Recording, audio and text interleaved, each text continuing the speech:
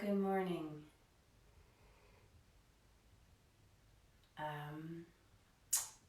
This morning's practice is gonna start yin style, and then we'll do a little bit of yang, a little bit of strong, and probably finish in a couple of inversions. So get the energy low and quiet before we build up. So I'm not using a mat this morning, although you could lay a mat down if you like it. We won't be sliding around, so it's not important to have slidey surface. I just sometimes don't like to use a mat. Some wall will be handy, so position yourself next to a wall if you've got one, and you can take time to do that now. We will use a blanket and a block and a belt over the course of our practice this morning. So I recommend maybe now sitting on either your blanket or your block. And the way I have my blanket set up is it's basically folded from a big rectangle, like this is folded in eighths, so folded in half 4 times. And then from there I fold it in thirds. So I've got sort of a short, somewhat thick rectangle to sit on. And I'm going to start there. In the description I mention using the sutras or the threads or the lines or the deep connecting structures of the body, whether that's a felt sense physically for you, or the story of yoga talks about rivers or threads or channels that carry the energy of our aliveness in various directions, up and out, down and in, absorptive, dispersive, 5 different energetic directions they talk about in yoga. And we'll touch in on a few of those, but looking also at either a physical felt sense of connecting fibers and or simply the energetics of connection. So I'd like to start in a meditative shape. So finding a comfortable seat, whether you're cross-legged or you're sitting in a chair, or you could sit on your block. And first feeling the 2 sit bones on your perch. I want to borrow from a poem by Richard Powers. The name of the poem escapes me, but there's a line in this poem that goes, the song of the fisherman flows deep under the sea, or deep under the river. I can't remember which one. But the beauty and poetry of the call of the particular kind of interest, the fisherman, which is like a devotional kind of life work, used to be anyways, that call runs deep not only in their being, but in the being that they relate to in their work. So for us, the yogi, the song of the yogi flows deep under this ocean of being, the sea of being, deep in our tissues, deep in our cells. So if you can drop your awareness down into your 2 sit bones, so your unified energetic capacity to sense space within, and looking for the connection of the 2 sit bones on your perch.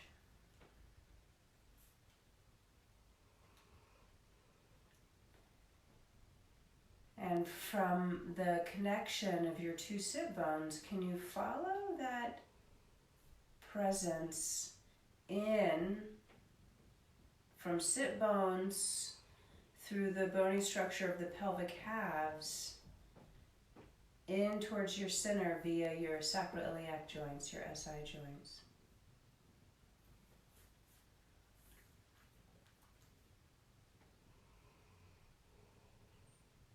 And if you can find your way to your two SI joints, simply look for a balanced presence.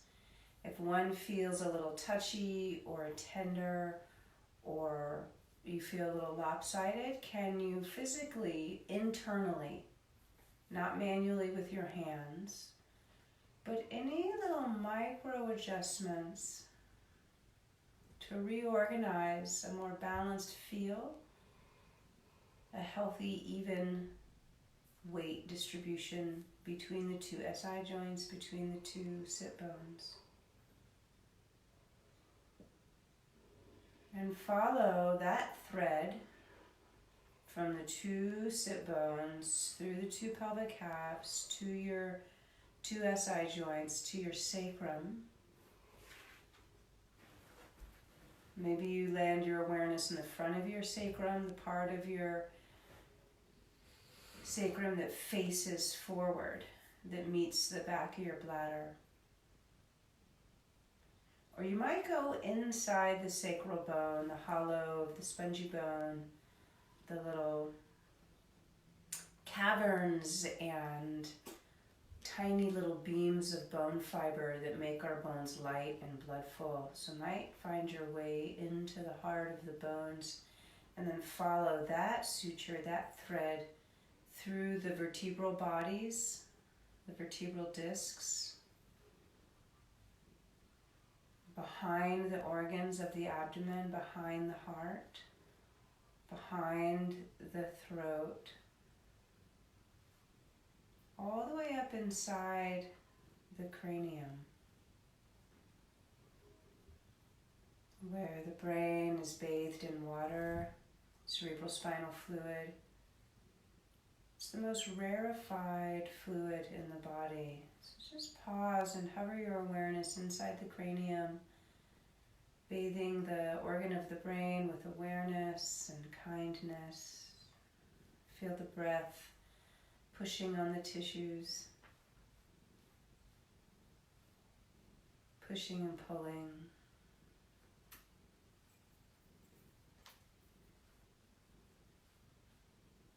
And see if you can invite some of the energy of the brain down as you retrace your steps and slide down through the hole in the base of your skull, the foramen magnum, and following the sutures of the spinal cord now, behind the vertebra, through the spinal column where your actual spinal cord is also bathed in cerebral spinal fluid, and just sort of free fall down the deep spine, all the way again to the sacrum. Parts of the spinal cord down there at the base flow into the hollows behind the sacrum, and those nerves spread out behind the pelvis. So if we can go from now, like back of sacrum, around the back of the pelvis, around the outer legs, and as you slide your awareness along the outer legs, let's bring the soles of our feet together. I'm going to slide off my blanket. And you can have the soles of your feet together quite far from your pelvis, enough room for your cat to fit in. Or you could have the soles of your feet much closer to your pelvis. It's just going to have a different tug on your legs. And let's bow forward from here. So having related the back of the pelvis, outer legs to the outer feet,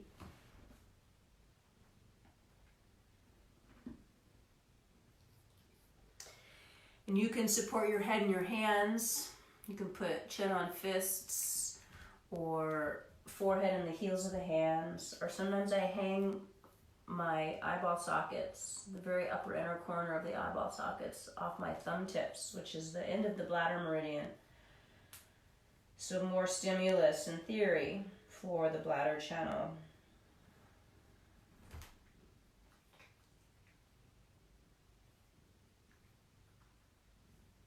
And I'd like to resume our inquiry from back of sacrum, outer hips, outer legs to outer feet.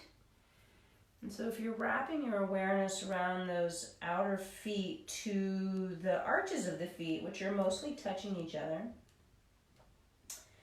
and then sliding your awareness from the inner feet, so like second toe, big toe, along the inner legs, inner calves, inner knees, inner thighs, to the pubic bone.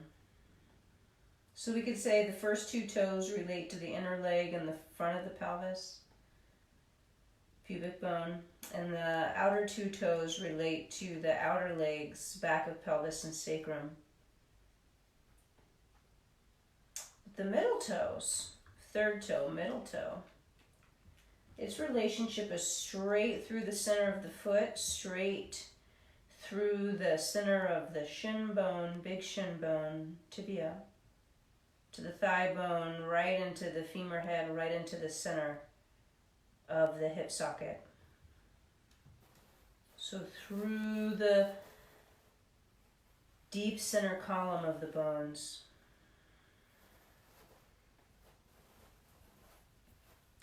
And so what I invite you to do is exhale from the sacrum out the outer legs to the outer feet.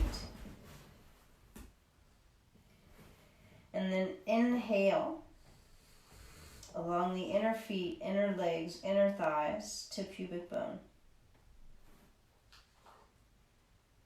And let the exhale flow along the outer leg.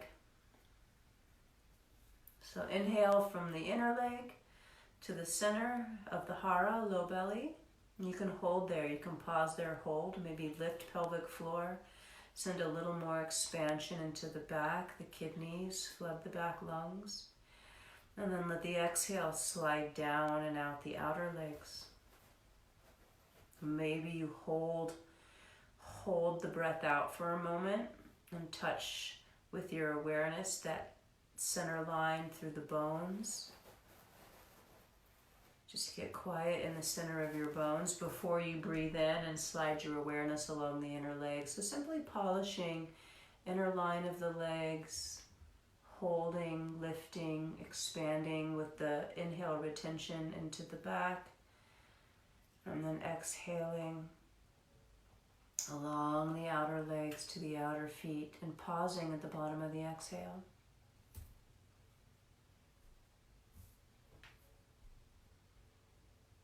One more moment, one more breath.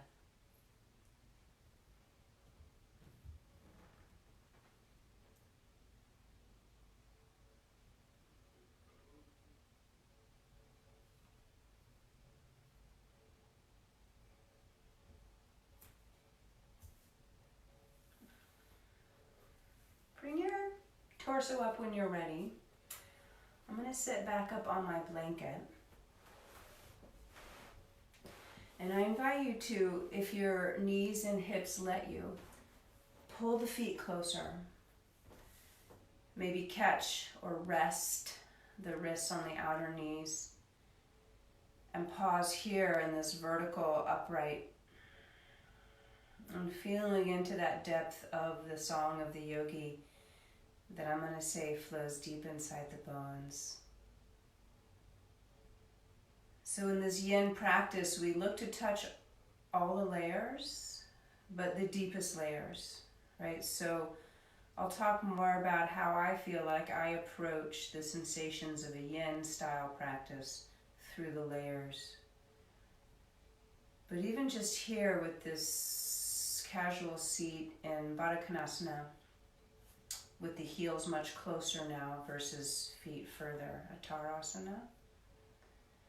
Looking for that connection through the center of your vertebral bodies. We traced it from the sacrum to the middle of the brain and back down, and from the soles of the feet through the leg bones deep into the hip sockets. So look for that beautiful triune of central channel Sushumna Nadi through, I'm going to say the limbs have a central channel of the legs. And even here with the arms, same idea. Thumb and index finger relate more to collarbones, front of arms, inner arm, front of chest, where the ring and pinky finger have more to do with the back body, shoulder blades. And the middle finger right through the center of the arm bones to the shoulder socket. And so finding that Sushumna Nadi of the arms and connecting it into the spine.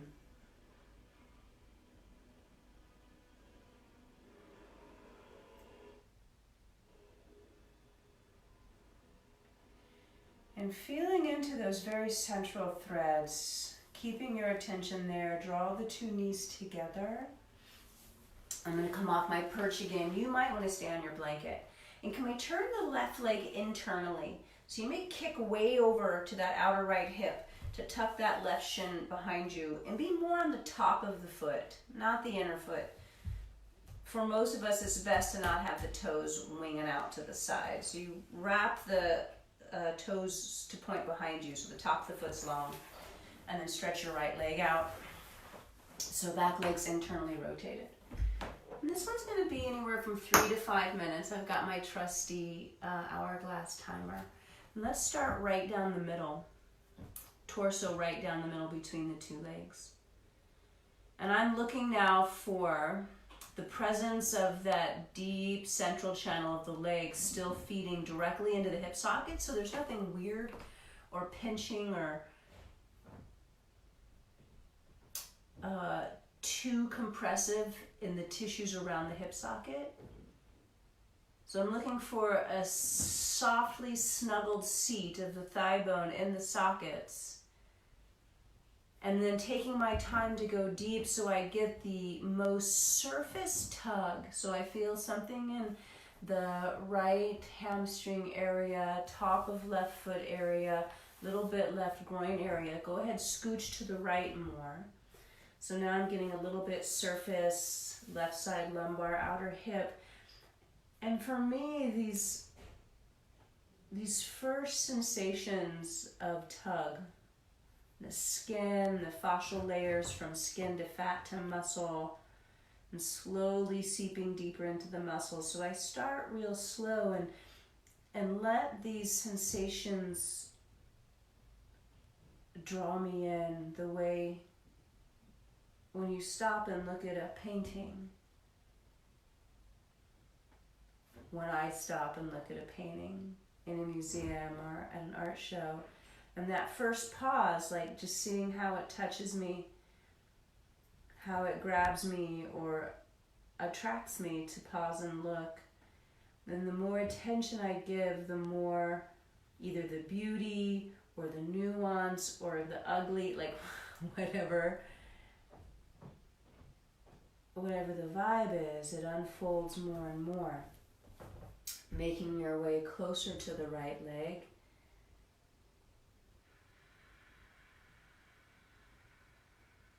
And I'm looking for that Sushumna Nadi from like center of my brain down to the tip of my tail, through the hearts of the bones, the depth of the bones.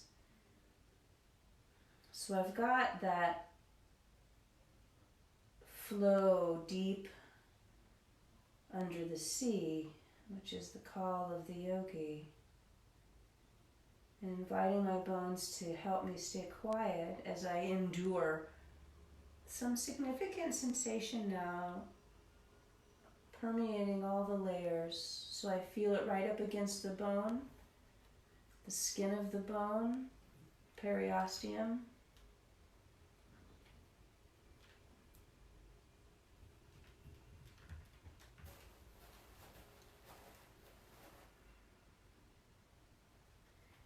I'm starting to feel the connection of the tug from sole of foot deep into the back of my leg, and I feel inspired to sort of reorganize my foot a little bit.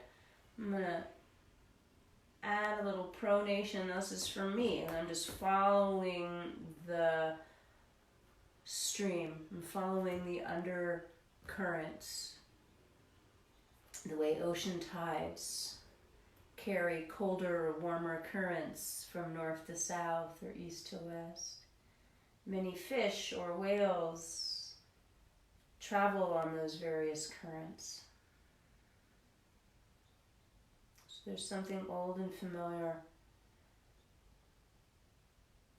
yet new and now.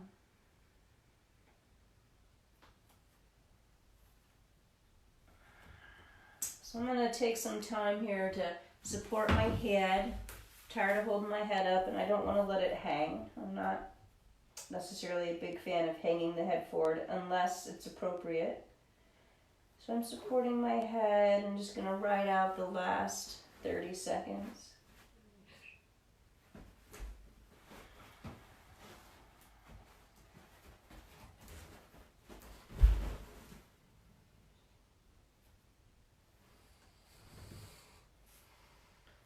Now we're going to stay one-sided here. We're going to stay one-sided. So do what you can. Have your belt nearby and keep your blanket nearby. But if you simply tip to the straight leg side, for me it's my right side, I'm just going to roll over, bend the right knee, and then can you come to lay on your back? Come to lay on your back. I'm going to put the blanket under my hips. Left leg goes long on the floor. And then you can either interlace your hands on the right shin, so the extra support under the hips is about a little extra length for the, in my case, left leg, the long leg. So a little extra lift under the pelvis. And then you can simply interlace, hands on right shin.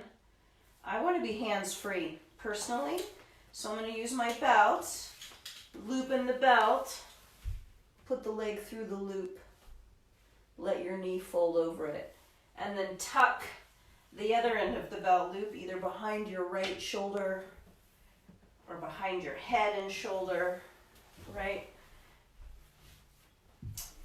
And then look, Mom, no hands.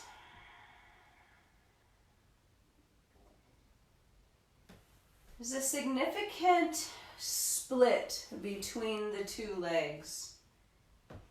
So can you find that deep underground stream or that sutra right through the center of your two thigh bones into the head of the femurs, into the hip sockets? And look for even snuggling of thigh bones to hip sockets. So nothing pinchy. And if you're good there, if like the hips should feel safe, maybe already a little intense but balanced, can you follow the deep underground stream through the center of the bones from hip socket to third toe? Both legs, hip socket to third toe. And if you can't quite get that line, maybe there's a little disorganization at the knee or the ankle. Feel free to either manually adjust, like I just adjusted my calf flesh. I'm also going to tighten my belt a little bit. And you might have to do little micro tiny movements in the feet. I've spent a lot of time with the feet in the last couple weeks.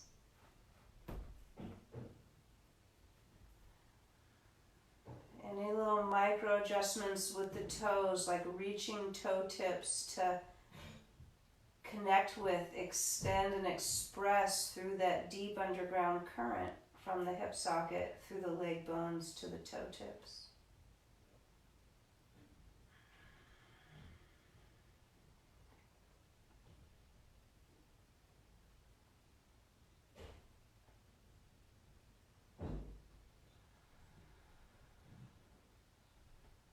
And if you can find that from tip of third toe to hip sockets, then follow that to the two SI joints to your sacrum.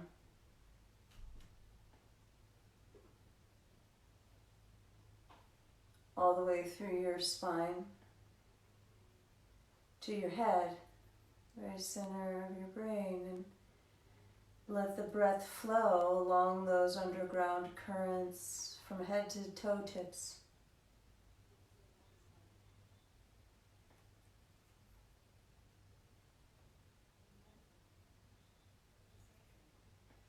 And the ground or the riverbed, for me it's back body in my mind. The riverbed for these bones is all the back flesh. And I feel with each exhale sort of a softening into that soft riverbed.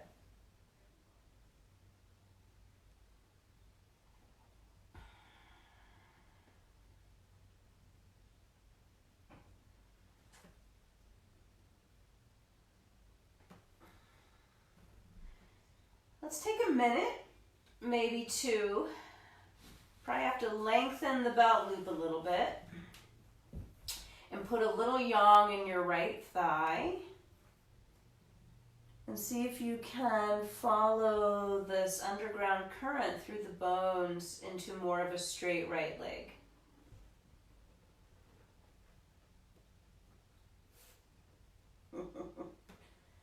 I don't know if you guys are lucky enough to have a yoga cat supporting you, like I do. So now I'm looking for big toe connections to mid leg to pubic bone, pinky and fourth toe connections from outer leg to sacrum, and then of course the tip of the third toe through the leg bones themselves, and following that all the way through the hip sockets to the spine to the head.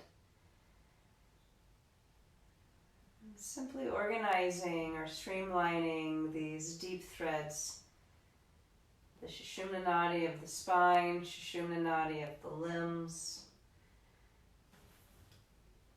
and then relaxing the right leg, undoing the loop, both feet on floor, remove the support from under your pelvis, and tip both knees over to the right for a supine twist. Now I've got my hips pretty open. I'm not deeply flexed in my hips at all. So unfurling right arm up and on the diagonal as a continuation through the right side body over that outer right hip towards the knees as they veer down into the left. So it's a soft twist, maybe a deep spiral. And here I can include now the Sutra of the Arm. So remember, index and thumb sort of towards the front of the chest. These are general relationships. There's much more specific ones we could unpack. Pinky and ring finger to shoulder blade, and middle finger to the shoulder socket itself. And following that to the spine connection, to the SI joints, to the legs.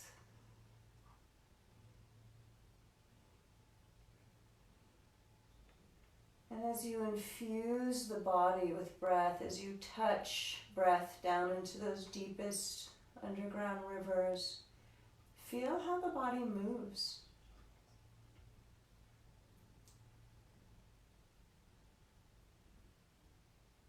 So even in stillness, there's movement. Stillness doesn't mean there's no movement.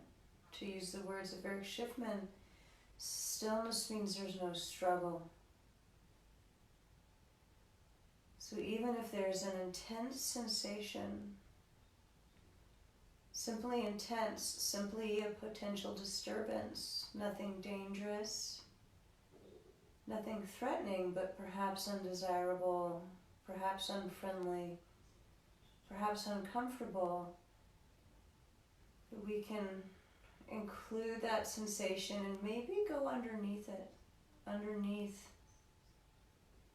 the obvious sensations for what other messages might be there. And usually it's something related to some kind of malcontent, sadness, impatience, frustration.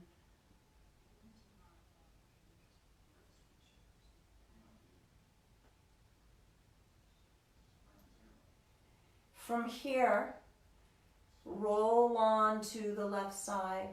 So turning towards the knees. Use your right hand to push up.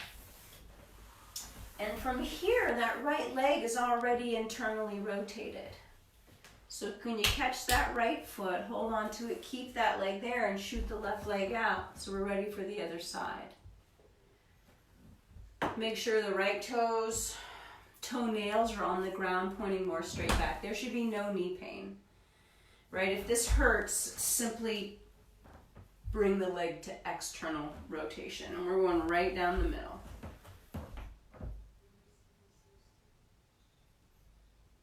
Oh dear, I've got a small problem with my timer. So we've gone right down the middle.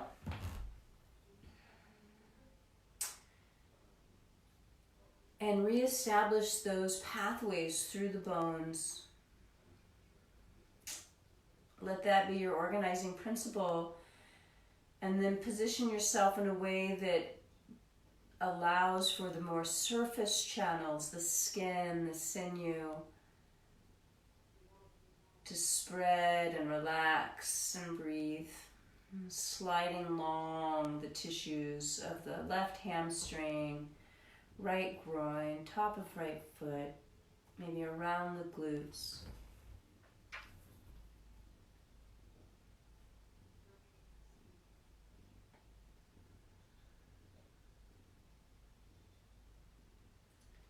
Maybe walk your torso to the left a little bit.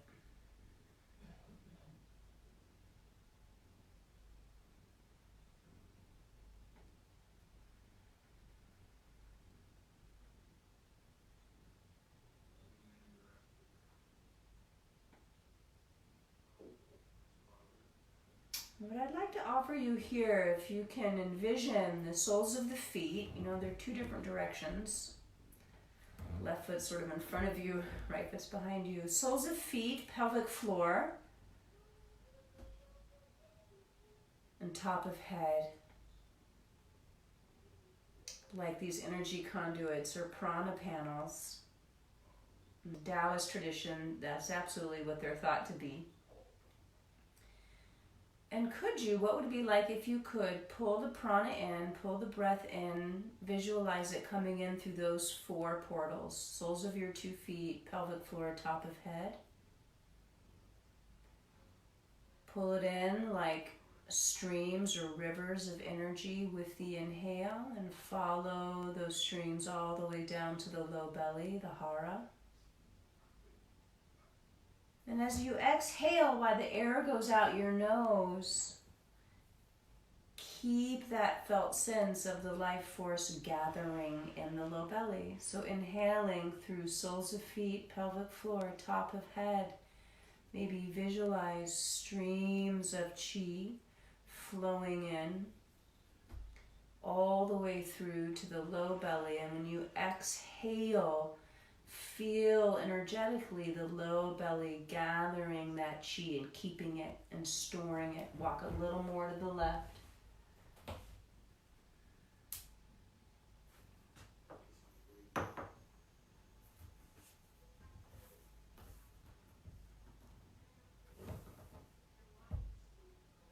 Continue to pull the energy in through those energetically charged places. Soles of feet, pelvic floor, top of head.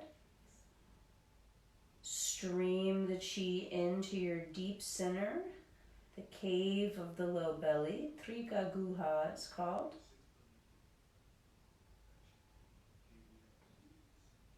Store it there even as you exhale.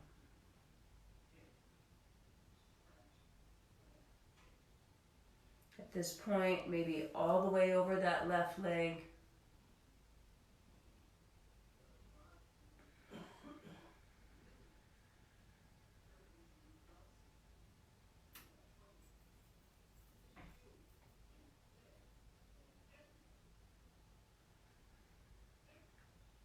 as if you were, like I mentioned on the first side, studying a remarkable painting.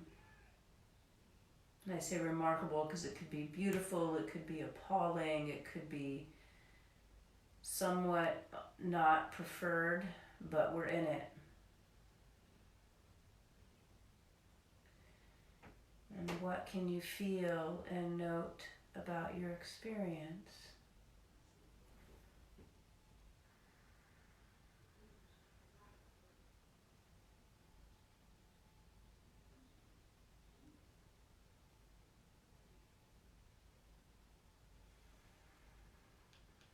Begin to now, when you're ready, bring your torso up enough, and you can tip the weight to the left so much that it frees up that leg. You can bend the left knee and start to straighten the right one. And let that roll you onto your back.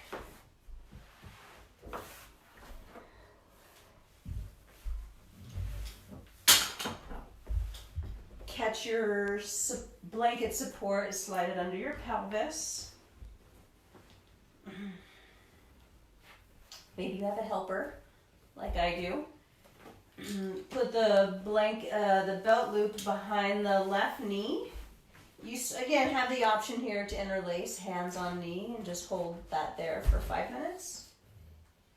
Or I'm going to thread the loop, for me, behind my head and left shoulder. Pulling the loop up pretty taut. And so now with the blanket support behind the pelvis, a little extra lengthening potential for the right hip flexors, front of right hip. And then the belt holding left knee in place so I can be hands-free. So I can pet my cat.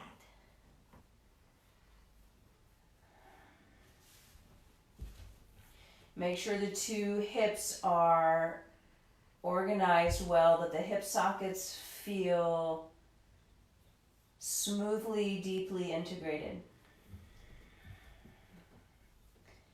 So we can concentrate the tension starting on the surface, front of right thigh, and the glutes, the gluteal material of your left bum.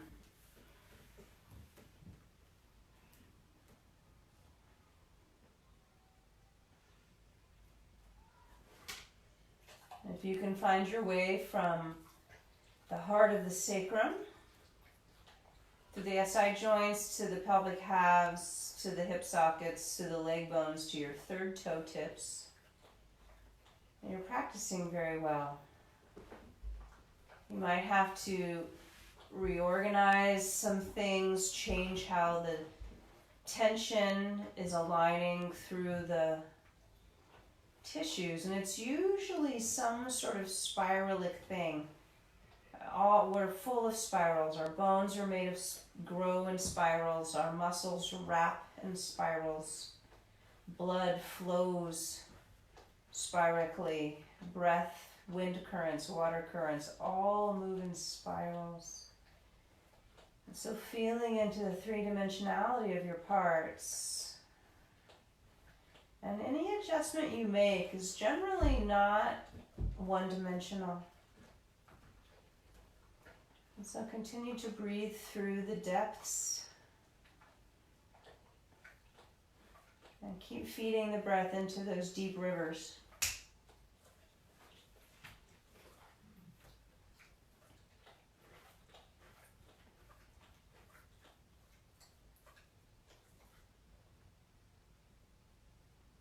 I'm staying with the inhale through those chronically charged areas, soles of feet, pelvic floor, top of head.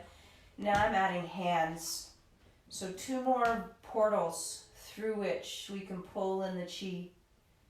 Channel it through the hollows of the bones, the bloodful bones, and host it in the low belly area. Let the low belly area be like a gathering place for the chi. So energetically inviting your low belly to get bigger and bigger and bigger. even though I get it, don't be alarmed. Physically, most people want their little bellies to be smaller and smaller and smaller. But energetically, how much space can you take up quietly just by allowing?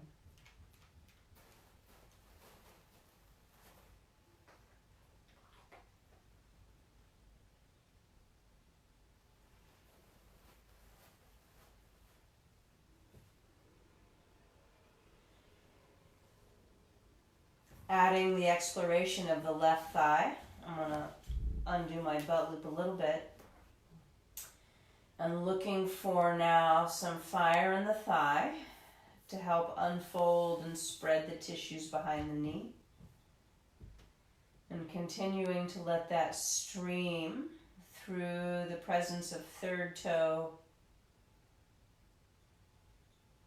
through the center of the bones, the sutra or the Sushumna Nadi of the leg bones.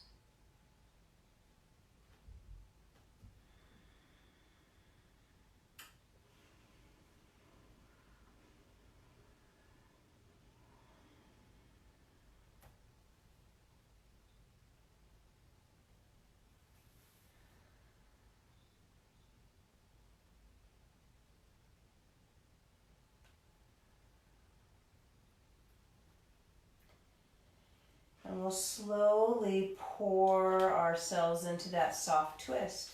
So lose the belt, both feet on floor.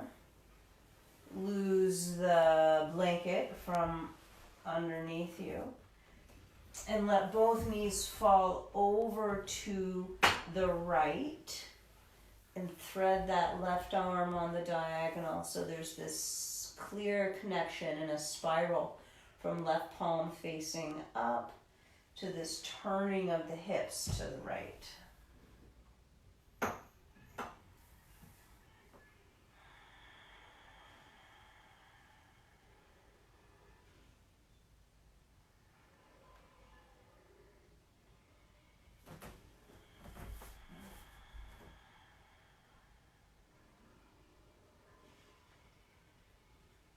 And those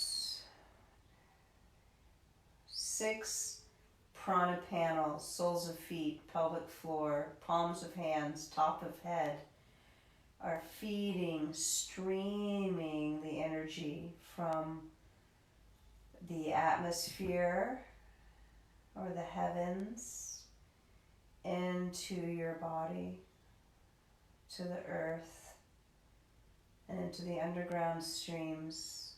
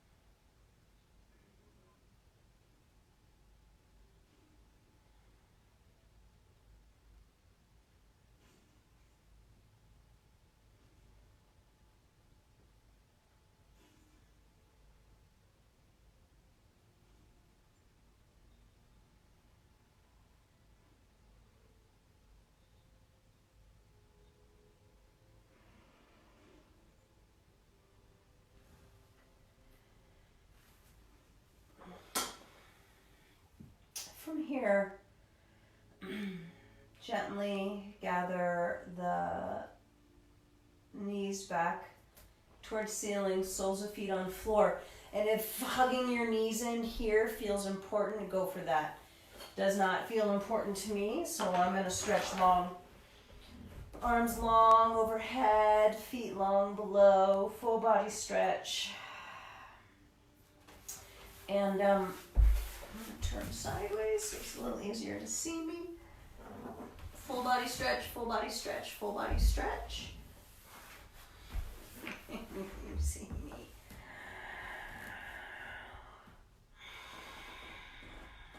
And then from here, let arms relax somewhere out to the sides and waggle the 10 toes in towards each other. Turn 10 toes in towards each other and then turn them out and turn them in and turn them out. And pick up the pace, so it's like toes in, toes out, toes in, toes out, toes in, toes out. And flippity flappity, let the knees bounce a little, bend a little, let the thigh muscles get sort of slung around the bone, feel the calf muscles getting sloshed around, and bring that all the way up into the two pelvic halves and the viscera deep in the low belly, sort of wiggling around for one more second. And then let it go. And let it relax.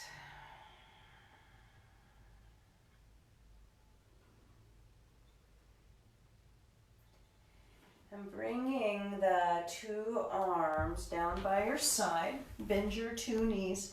And if it works for your body, the invitation is to have the legs right together. Inner edge of big toes are touching, inseam of the thighs are sewed right up, and feet firmly on the floor, all three corners of each foot.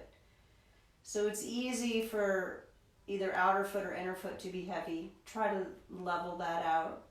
And then send your knees away from you. So the knees reach forward, it pulls your hips up. Arms by your side, palms down, and start to push the floor. Push your mat out from underneath you towards your toes. So this action turns the thighs on. And if you can, simply hold legs right together with thigh strength. And you're trying to push the floorboards or the carpet or the mat away. So this turns on the thighs. And we're just going to hang out here for some breaths, right? So my palms sort of gripping the floor gives me a little resistance to push into. So there's this continual effort to try to straighten the thighs, to try to hug them together. So now we're in yang territory, if that's not clear to you. Still staying low and still looking for those deep underground streams to flow undisturbed. Additionally, feeling a sort of balanced effort from surface muscles to deep muscles. If we rely only on surface muscles, the deep muscles get weak and we get joint troubles. If we only work deeply and don't address the surface, then things can get pulled out of whack pretty easily. One or two more breaths here. Staying strong. If there's quivering, shaking in the muscles, oh, the muscles are so happy. The little ego isn't. The nervous system might get bummed, but the muscles are like, yeah, right on. And then go ahead and lower down. If need be, hug your knees in. I'm going to hug them in just to unfold the glutes. Or fold them the other way. So whatever knee hug, knee wobble, rocking right to left calls to you, go ahead and flip yourself right over and find a downward facing dog.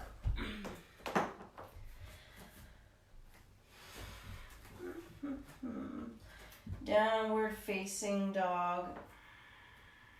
And really turn on those thighs now. Open the backs of the knees and lift the full kneecap up. Inner kneecap, outer kneecap, upper kneecap, lower kneecap. Try to lift the head of the shin, the very top of the tibia bone. And now here, if you can, if you've got your wall, I vote that you back your heels up to the wall. And heels up the wall, not so the whole foot's like flat to the wall, but there's a little gap of space from your toe mounds in the wall. So the foot's like, 45-degree angle or something. And step your right foot forward. Make sure left toes are straight ahead and left heel has a wall to push into. And then bring your torso up. So it's a lunge. Doesn't have to be your biggest lunge, although it could be. And then really plunge from back leg, big toe. So left big toe, first two toes.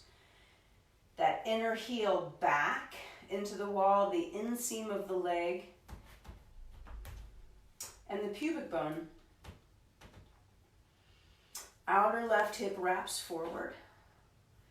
But feed the length of the leg back, like through the sutras of the bones, the midline of the bones. Really push left heel back with some effort and have some sense of reach through right knee.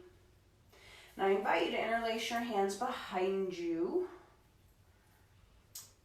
Good tight grip at the finger webbing. Bend your elbows some. Bent elbows wrapping towards each other, and then you're trying to pull the heels of the hands apart. So the interlaced grip gives you traction. You try to pull the hands apart and wrap elbows towards each other. And they're bent, elbows are bent. All the while working that back leg. So let's give it 1 or 2 more breaths here. So we're putting some yang in our yin, right? So doing some more yang styles, but in a very yin way. So then hands come down. Back to the down dog. If you need a child's pose, take it. I'm doing heels up the wall dog.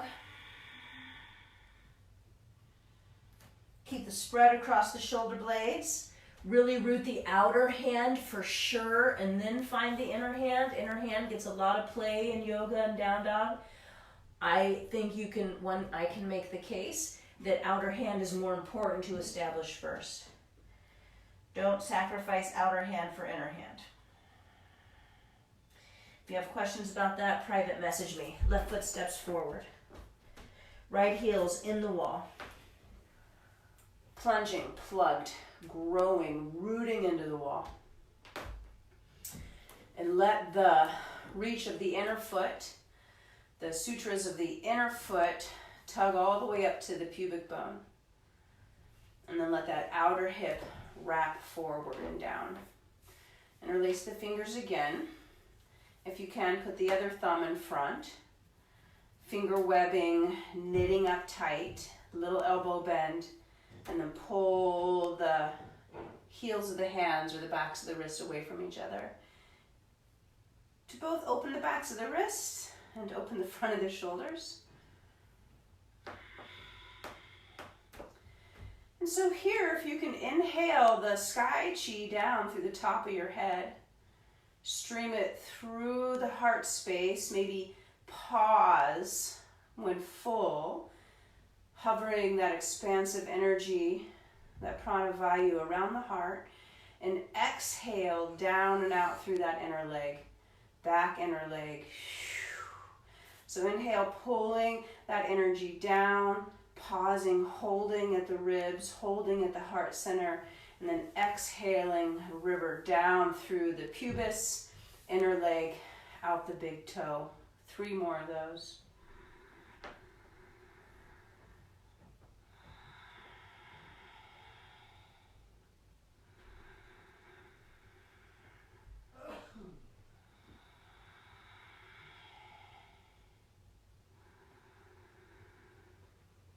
Exhaling, hands down, down dog.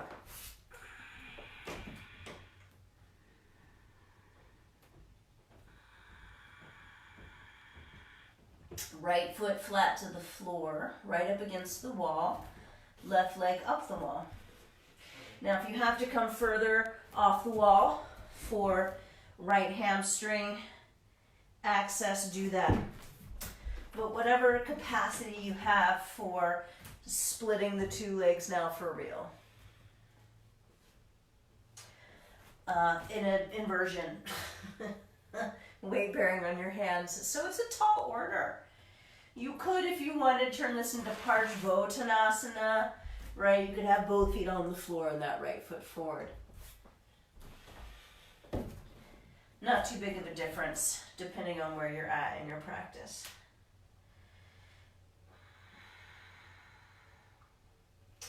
Switch legs when you're ready. Left foot is forward or on the floor, and the right leg is back or up the wall.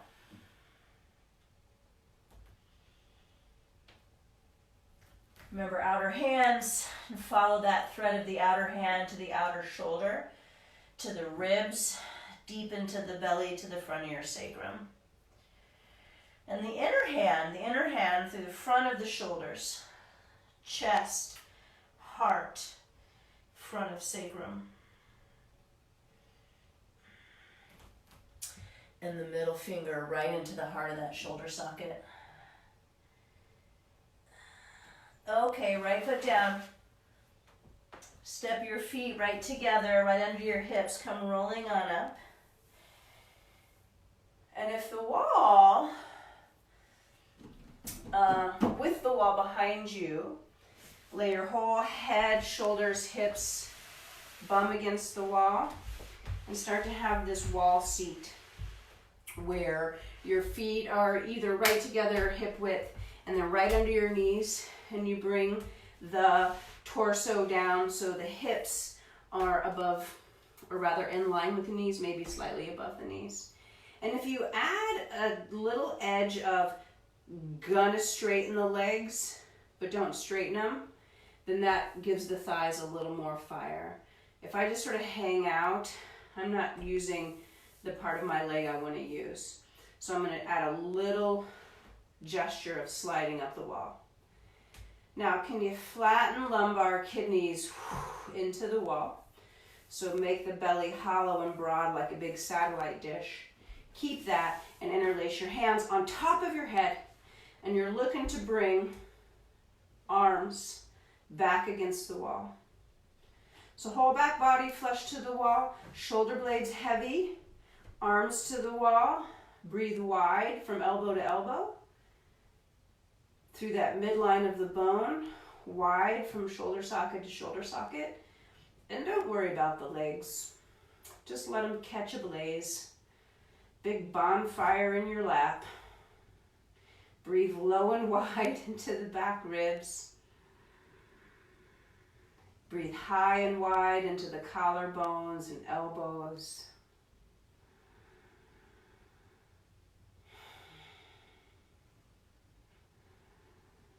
Soft jaw, soft face, soft tongue, firm thighs. And then from here, straighten your legs. Keep the feet where they are. Fold forward.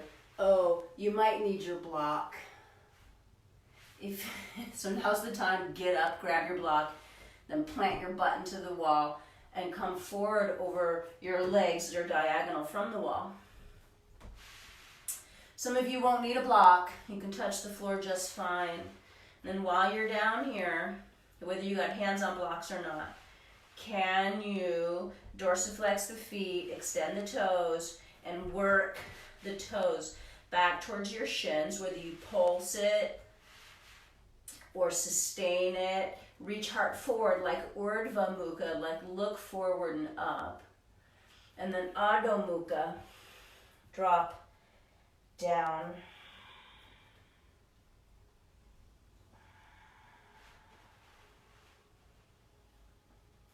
And then from here, hands to the wall by your bum, swing your weight over your feet and come on up to stand.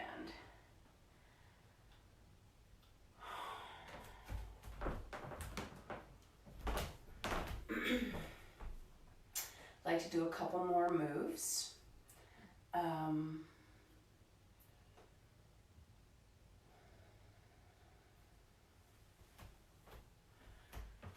Plugging, so I'm going to bring my fingers down to look back, plugging the outer left heel into the wall. So like a warrior 1 foot, and step your right foot forward in front of it. And with 2 legs straight to start, heels are on one line, ideally. Left hip is turning towards those right toes. So find that thread from the middle toe right straight into that right hip socket. Same with left leg, but also from that outer left foot, really wrapping into the floor, can you bring the left hip around? And with straight arms down by your side, reach back and touch the wall behind you. So there's a way we can touch the wall by sort of rounding forward and sort of under drafting or under curving the arms back from the front. Can you keep your chest lifted and actually move the shoulder blades back, move the head of the shoulder back, and maybe the fingertips don't touch the wall, but there's a lift up through the breastbone, not a rounding down. And that back leg, left leg, like a river flowing back. Let it pull the whole like deep center back. Really stand on that left leg like a kickstand and keep your weight there, even as you bend into your right knee. So the fingers are going to try to keep reaching for the wall behind you. But now we're bending the right knee for Vera 1. This is shoulder extension. Keep it. Keep spreading palms. Keep pressing palms back through the space as if the wall was just a centimeter away. Keep sitting down into your right knee, right hip, right heel. Then a slow-mo sweeping of the arms forward. Let pinkies now lead the way. Maybe brings your gaze up. Right? So the pinkies being the highest, even if only in your mind, wraps the back body, back of the shoulders forward. So you've got this canal, the deep river through the front of your spine can shoot up like a fountain. One more moment. Hands can come down, down dog, heels up the wall, both dogs if you want it.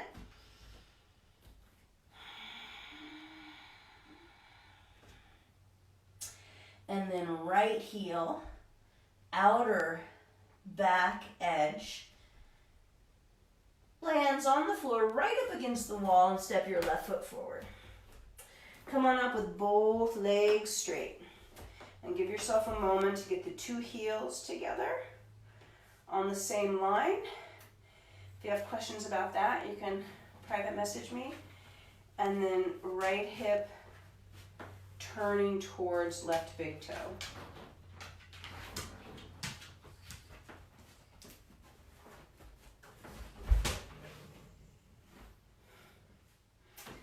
That back leg, like a river current, streaming back. Feel from the big toe piercing the floor how it helps to rip that pubic bone. Bring the outer hip forward from the outer foot, and then take your arms back.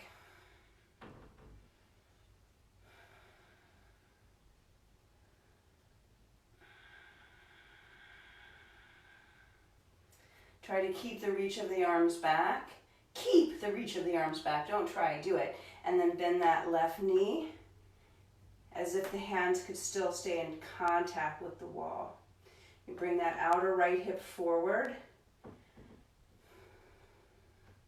And from the tip of your tail on the front of your sacrum, front of your spine, to the back of your throat, to the middle of your brain, one very clear line, like a geyser or a fountain, and enhance the length, the reach of that as the arms go up, and you look to the thumbs, and energetically inside, sprouting, springing up.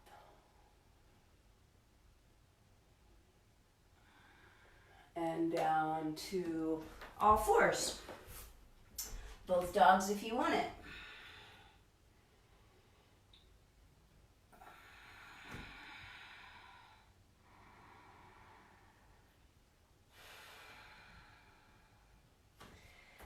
And then from here, walk your feet forward, bring them right under you, come rolling on up. I like to do a little handstand practice. So if you never do handstand, if this is new to you, I would just work down dog and maybe do the one-legged dog up the wall that we just did. The effort in the hands is to keep most of the weight forward in the hand from the hollow of the hand to the fingerprints, that the heel of the hand itself is quite light, right? And that's a whole another workshop or class. I can maybe teach on that some week ahead. And that you get this clear sense from hand to hand through the arm bones, through the shoulder sockets, through the bony structures of the upper chest and shoulders. So when you place your hands about 4 inches off the wall, and you want to find from like outer hand to outer hand across the upper back a good broad spread wrap, and this energy to reach the heart forward. So you've got some negotiation room here with the heaviness or the lightness of the heart and the springiness of the arms. So really push the floor away and reach the heart forward. Send your gaze forward.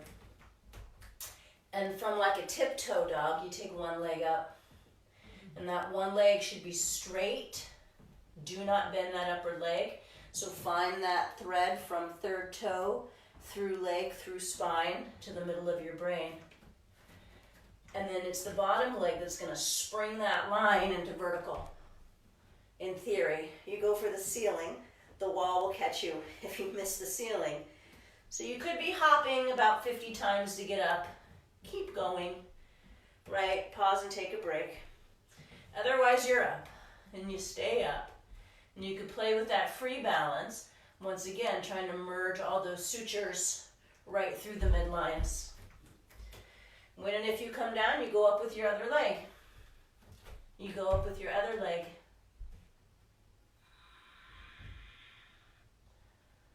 So this is going to bring the energy right up to the head, the heart, and the hands.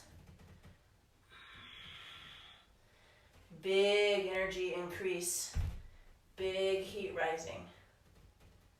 Let's stay for another moment or two, if you're game. And if you've gone up with one leg, try both. Last moment. When you come down, if you can, from your forward bend, have your feet a little wider than hip width, and bring the backs of your hands together in front of you, and tuck those fingers under the heels. So you stand on the palms of the hands and come into a squat.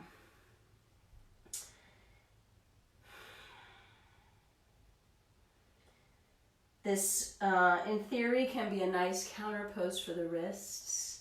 It's also, in theory, stimulating the soles of the feet and the palms of the hand, which are thought to be, as I mentioned before, sort of high energy places. The fingers and toes are the beginning and ending places of all the meridians, beginning or ending places of all the meridians. So they all run through hands and feet.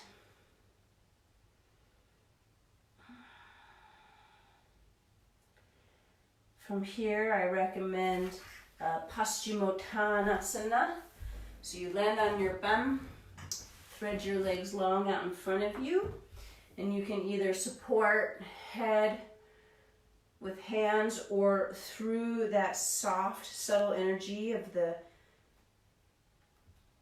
Sushumna Nadi from center of head to tip of tail or the middle of the pelvic floor.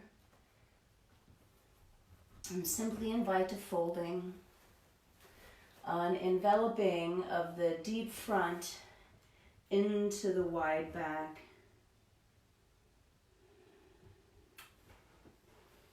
And as you lay your head down or rest your head on a prop or your hands,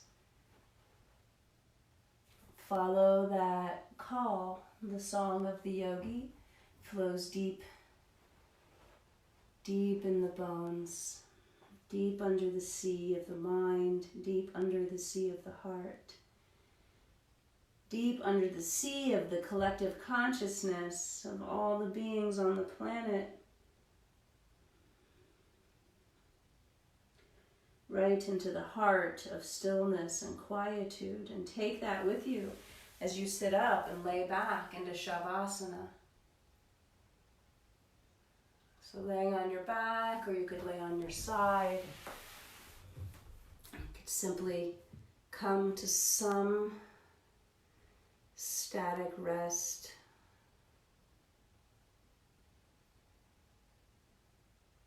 Where the only obvious stimulus might be the sound of my voice or the feel of your own breath, the feel of your own heartbeat, and the soft swaying tides of the push and pulls of your prana, push and pulls of the planet, and push and pulls of your karma.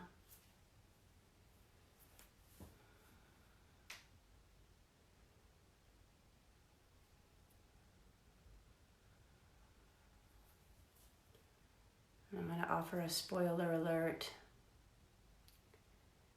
Everything's going to be okay. Thank you. I love you.